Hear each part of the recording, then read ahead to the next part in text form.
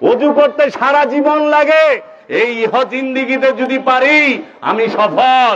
কাদ আফলাহা মান তাযাক্কা, ওই ব্যক্তি সফল যে নিজেকে পবিত্র করতে পেরেছে।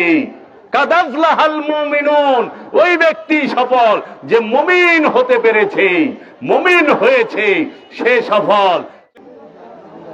আমাদের মাঝে একটি আয়াত রেখে দিয়েছেন যেটি সর্বশ্রেষ্ঠ ফরিয়াদ রবের দরবারে। এই কুল কায়নাতের মাঝে, এই সৃষ্টি জগতের মাঝে রবের দরবারে সর্বশ্রেষ্ঠ কোন ফরিয়াদ যদি থাকে, কোন মানুষের যদি সর্বশ্রেষ্ঠ ফরিয়াদ থাকে, সর্বশ্রেষ্ঠ চাওয়া থাকে, সেই চাওয়াটির নাম কি? ইহদিনাস সিরাতাল মুস্তাকিম, সিরাতাল্লাযীনা আন'আমতা আলাইহিম। সর্বপ্রথমে আমরা বলে থাকি সালাতের শুরুতে, দোয়া দুরুদের শুরুতে আমরা রবের প্রশংসা করে থাকি। আলহামদু, একমাত্র প্রশংসা লিল্লাহে, সেই আল্লাহর জন্য যিনি সমস্ত আলমের রব, রব্বুল আলামিন, সমস্ত আলমের যিনি রব। আর রহমান, তিনি পরম দয়ালু। আর রহিম, তিনি পরম দাতা। মালিক ইয়াউমিদ্দিন, তিনি একমাত্র বিচার দিবসের মালিক। আল্লাহ রব্বুল আলামিনের প্রশংসা করা হইল এই 3 আয়াতে। এরপরে আমি কি করি, আমি কি চাই, সেটি বলা হয়। ইয়্যাকা না'বুদু, একমাত্র আপনার ইবাদত করি। এবং ইয়্যাকা নাস্তাঈন, একমাত্র আপনার মস্তানি সাহায্য চাই। ইয়্যাকা নাস্তাঈন, একমাত্র আপনার মস্তানি সাহায্য চাই। আল্লাহ রাব্বুল আলামিনের সর্বশ্রেষ্ঠ একটি প্রিয় নাম হচ্ছে মস্তান। আল্লাহর যতগুলো গুণবাচক নাম আছে তার মধ্যে সর্বশ্রেষ্ঠ 3 থেকে 4টি গুণবাচক নাম ধরা হয়। তার মধ্যে তাবারাকা আসমু ওয়া রাব্বুকা ওয়া যুল জালালিল ইকরাম, যুল জালাল রবের নাম, কারামাত ওয়ালা। তারপরে বলা হয় কাহার, ন্যায় বিচারে কঠোর। তারপরেই বলা হয় মস্তান। যিনি কে মস্তান? যে একটি অপবিত্র নফসকে, একটি শয়তান যুক্ত নফসকে, একটি খান্নাস যুক্ত নফসকে তার রহমতের ধারা এই খান্নাস রূপী শয়তান মুক্ত করে দিতে পারে, তাকে নফসে মুতমাইন্নায় পরিণত করে দিতে পারে, সেই মস্তানের সাহায্য চাওয়া হয়। মস্তান শব্দের অর্থ হচ্ছে যে নফস খান্নাস রূপী শয়তান মুক্ত, যে নফসে রবের মহান নূরের মাঝে ভাসমান হইয়া থাকে, ফানা হইয়া থাকে, বাঁকা হইয়া থাকে, এই রূপটাকেই বলা হয় রবের মস্তান রূপ। এই মস্তান রূপ ধরে জগৎময় সমস্ত রসুলগণ, ওলিগণ এই মানব জগৎকে, মানুষকে হেদায়েত করে যাচ্ছেন, আমানুকে হেদায়েত করে যাচ্ছেন। তাই আমরা বলে থাকি ইয়্যাকা না'বুদু ওয়া ইয়্যাকা নাস্তাঈন, ওগো আমার রব, একমাত্র তোমার ইবাদত করি এবং তোমার মস্তানি সাহায্য চাই। তারপরেই বলতাছি সেই মস্তানি সাহায্যটা কি? ও আমার আল্লাহ, এই মস্তানি সাহায্য কি?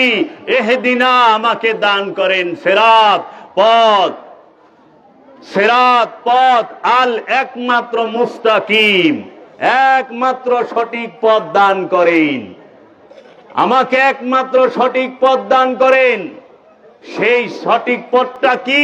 সিরাতাল্লাযীনা আন'আমতা আলাইহিম, সিরাত সেই পথ, আল্লাযীনা তাহাদের পথ, সিরাতাল্লাযীনা আন'আমতা আলাইহিম, আপনি যাহাদেরকে পুরস্কার দিয়েছেন, পুরস্কৃত করেছেন আমার রব, সেই পথ চাই, তার রাস্তা চাই।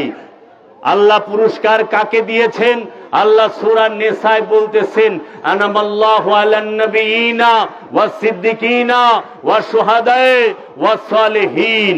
আমি আমার তরফ হইতে পুরস্কার দিয়েছি নবীগণদেরকে, সিদ্দিকিনদেরকে, শুহাদাদেরকে এবং সালেহিনদেরকে। আল্লাহর পুরস্কার প্রাপ্ত কে? নবীগণ, সিদ্দিকিনগণ, সালেহিনগণ এবং শুহাদাগণ। এই শুহাদা, এই সিদ্দিকিন, এই সালেহিন এবং এই নবীগণরাই হচ্ছে সিরাত আল মুস্তাকিম। তারপরেই বলতেছে, গায়রিল মাগদুবি আলাইহিম ওয়ালাদ-দাল্লিন, যাহারা আপনার কাছে বিপথগামীও নয় এবং পথভ্রষ্টও নয়। আল্লাহর কাছে যারা বিপথগামীও নয়, পথভ্রষ্টও নয়, তাহারাই সিরাত আল মুস্তাকিম। এই সিরাত আল মুস্তাকিমের কাছে কেন যেতে হয়? সিরাত আল মুস্তাকিমের কাছে কেন যেতে হবে? আর এই সিরাত আল মুস্তাকিম কারা? এই সিরাত আল মুস্তাকিম হচ্ছেন প্রত্যেকটা ওলিয়ে কামেল। প্রতিটা ওলিয়ে কামেল হচ্ছেন সিরাত আল মুস্তাকিম।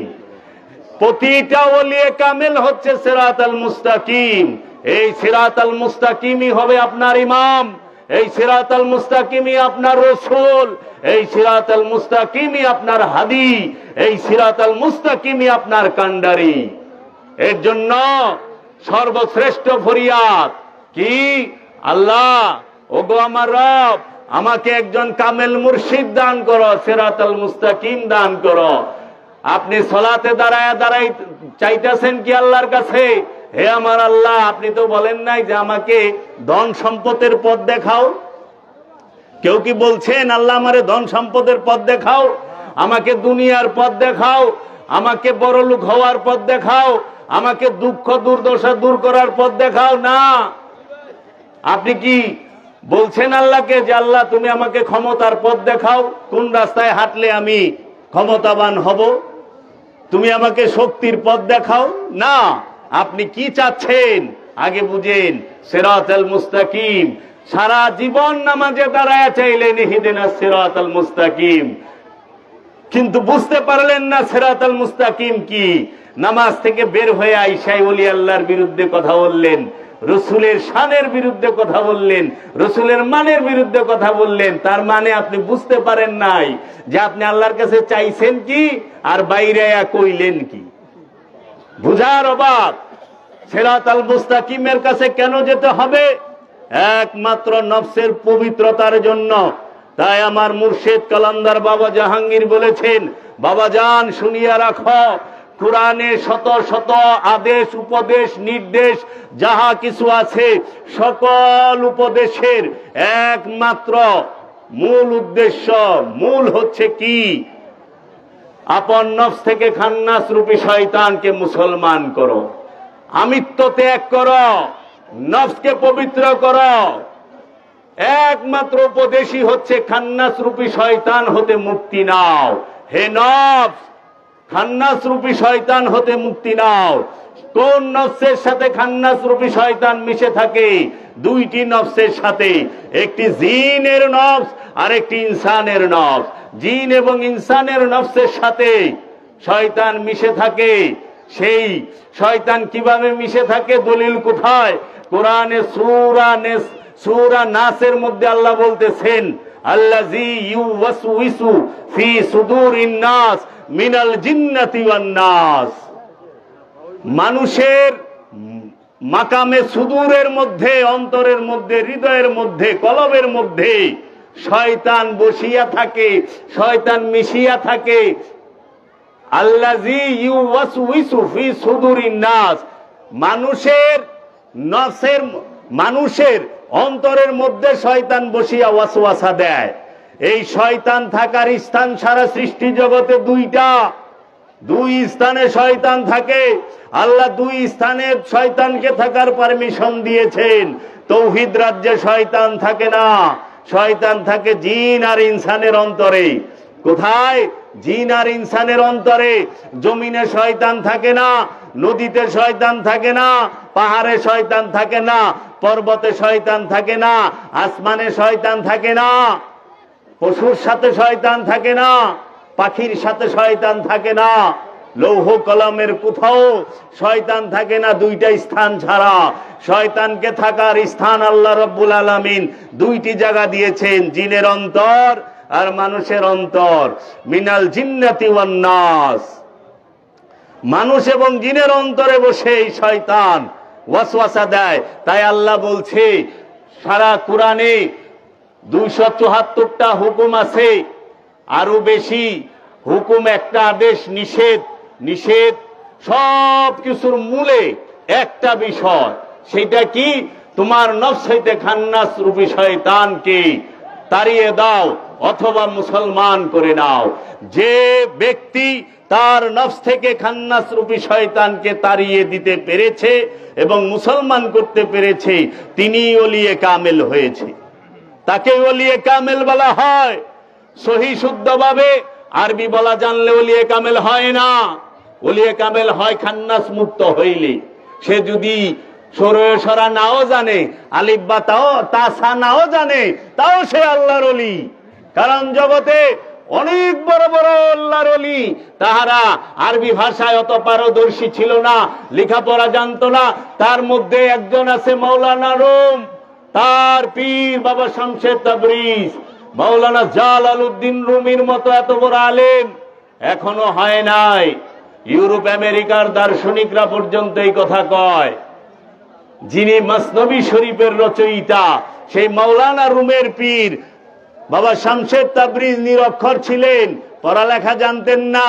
দেখেন, ওলির কাছে আলেম যায়া মাথা ঠেকায়, ওলির কাছে প্রেসিডেন্ট যায় মাথা ঠেকায়, ওলির কাছে প্রধানমন্ত্রী যায় মাথা ঠেকায়। তাহলে সর্বময় ক্ষমতার অধিকারীকে রাজা যায় মাথা ঠেকায়, বাদশাহ যায় মাথা ঠেকায়। আপনারা একটু তাকিয়ে দেখবেন, খেয়াল করে, বাংলাদেশের প্রধানমন্ত্রী, বিরোধী দলীয় নেত্রী যারা আছেন, তারা ইলেকশনের আগে সর্বপ্রথম বাবা শাহজালালের মাজারে যায়, দোয়া চাইতে যায় না? প্রধানমন্ত্রীও যায়, বিরোধী দলের নেতারাও যায়, প্রেসিডেন্টও যায়। ভারতের দিকে তাকান, ভারত এত বড় একটা রাষ্ট্র, সেই রাষ্ট্রের প্রধানমন্ত্রী ও সুলতানুল হিন্দ খাজা গরিবে নেওয়াজের রওজা মুবারকে খালি পায়ে খালি মাথায় ঢুকে হাত জোর কইরা। কারণ তিনি সুলতান, তিনি বাদশা না, সুলতান। এই সুলতানের দরবারে বাদশাহ আকবর 4 কিলোমিটার দূরের থেকে মাথার পাগড়ি খুইলা, পায়ের জুতা খুইলা, হাতে হ্যান্ডকাপ লাগায়া তারপরে যাইতো খাজা গরিবে নেওয়াজের রওজা মুবারকে। বাদশায় যায়, সিরাত আল মুস্তাকিমের কাছে যাইতে হয়। তাহলে সর্বময় ক্ষমতার অধিকারী সিরাত আল মুস্তাকিম, এই ক্ষমতা কে দিয়েছে? মহান রব্বুল আলামিন। এই শয়তানকে মুসলমান করতে গেলে সিরাত আল মুস্তাকিমের কাছে যেতে হবে। সিরাত আল মুস্তাকিম ছাড়া আর কোন পথ নাই, আর কোন পথ নাই। এর সাথে সংযুক্ত করে আপনারা দেখতে পারবেন সূরাতুল কাহাফ, সূরা কাহাফের 28 নম্বর আয়াতে আল্লাহ রাব্বুল আলামিন বলতেছেন, এবং ধৈর্য সহকারে রাখো তোমার নফসকে, সাথে যাহারা তাকে তাহাদের রবকে সকাল এবং সন্ধ্যায় আল্লাহর চেহারা চাহিয়া এবং সরাইয়া লয় না, তোমরা 2 চোখ তাহাদের হইতে। এটা হুবহু অনুবাদের যদি একত্রে বলা হয় আল্লাহ কি বলতাছে, এবং ধৈর্য সহকারে রাখো তোমাদের নফসকে। কাকে ধৈর্য সহকারে রাখবেন? নফসকে।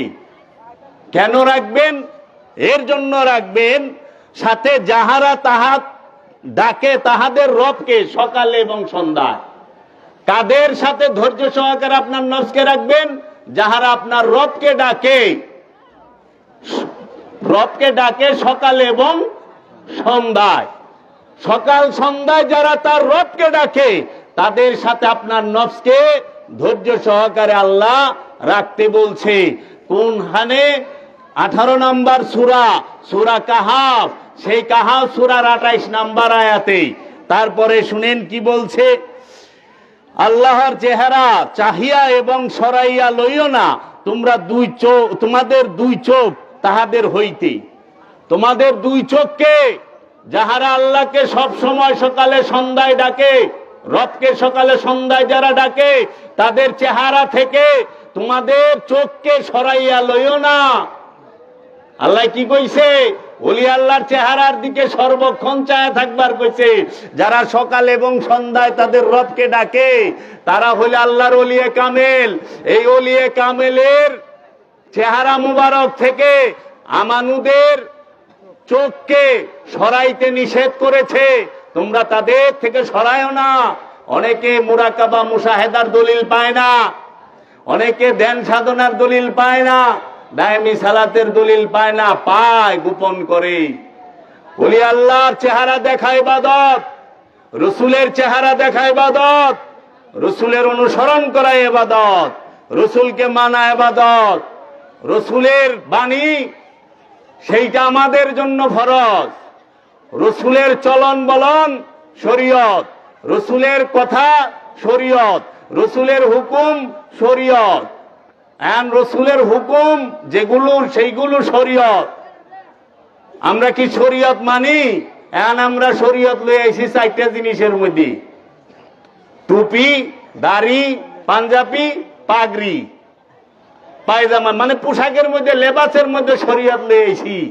সুদ না খাওয়া শরীয়ত, ঘুষ না খাওয়া শরীয়ত, হক মাইরা না খাওয়া শরীয়ত। এই শরীয়ত কে জনে পালন করে? যে সুদ খায় হেরও দাঁড়িয়ে আছে, যে ঘুষ খায় হেরও দাঁড়িয়ে আছে, টুপি আছে। দাড়ি টুপিলে ঘুষ খায় না, দাড়ি টুপিলে সুদ খায় না। অথচ আমরা যদি দাড়ি না রাখি তাইলে কই কি শরীয়ত রাখেন নাই? অনেক বলি আল্লাহ আছে, যেরকম আল্লামা ইকবাল দাড়ি রাখে নাই। আল্লামা ইকবালের দাড়ি নাই, বাবা নিজামুদ্দিন আউলিয়ার দাড়ি ছিল না, তাহলে কয় কি শরীয়ত নাই? আমার দয়াল মুর্শিদ বাবা কালান্দার জাহাঙ্গীর তিনি দাড়ি মোবারক রাখেন নাই, কয় শরীয়ত নাই। তাই বললাম শরীয়ত এটা হলো লেবাস।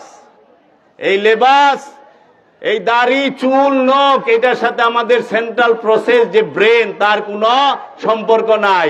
এর জন্য দাড়ি কাটলে আমরা ব্যথা পাই না। ব্যথা পাই? নখ কাটলে ব্যথা পাই না। আমরা চুল কাটলে ব্যথা পাই, কিন্তু হাতের একটা আঙ্গুল কাটুক ব্যথা পাবো, নাক কাটুক ব্যথা পাবো, গাল কাটুক ব্যথা পাবো, পাও কাটুক ব্যথা পাবো। কারণ এই অঙ্গ প্রত্যঙ্গ গুলো আমাদের ব্রেনের সাথে, সেন্ট্রাল প্রসেসের সাথে সম্পর্কযুক্ত। এই চুল, দাড়ি, নখ এগুলো আমাদের ব্রেনের সাথে, সেন্ট্রাল প্রসেসের সাথে সম্পর্কযুক্ত না।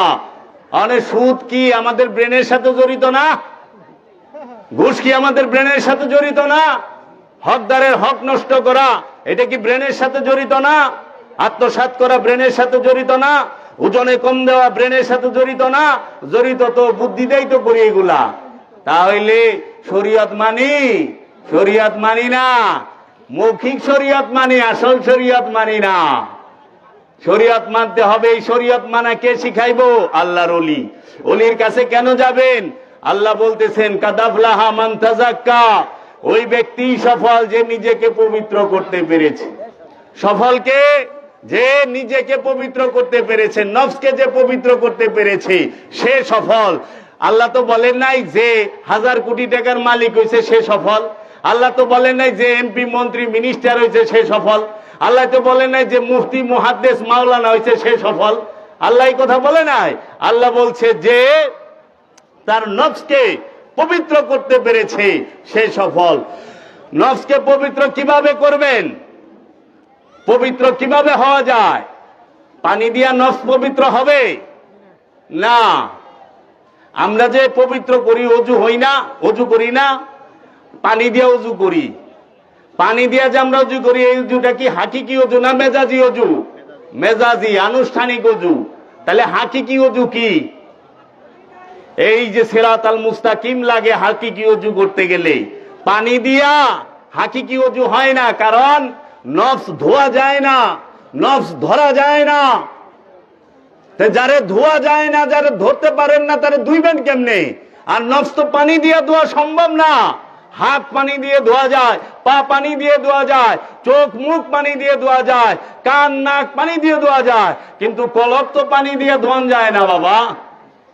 কলব কি পানি দিয়ে ধোয়া যায় না? তাহলে কলব কি দিয়ে পরিষ্কার করবেন? তাই তো আল্লাহ বলতেছে ইয়া আইয়ুহাল্লাযীনা আমানু, হে আমানু নাস্তাঈনু বিস-সাবরি ওয়াস-সালাত। হে আমানু, আমার মুস্তানি সাহায্য চাও। কিভাবে?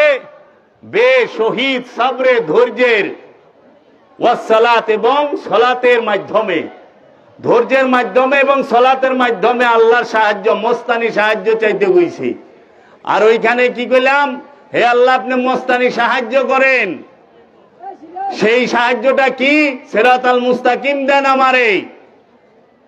তাহলে সিরাতাল মুস্তাকিম আল্লাহর ওলি, আর মস্তানি সাহায্য এই আল্লাহর ওলিকে দান করতে বলছে।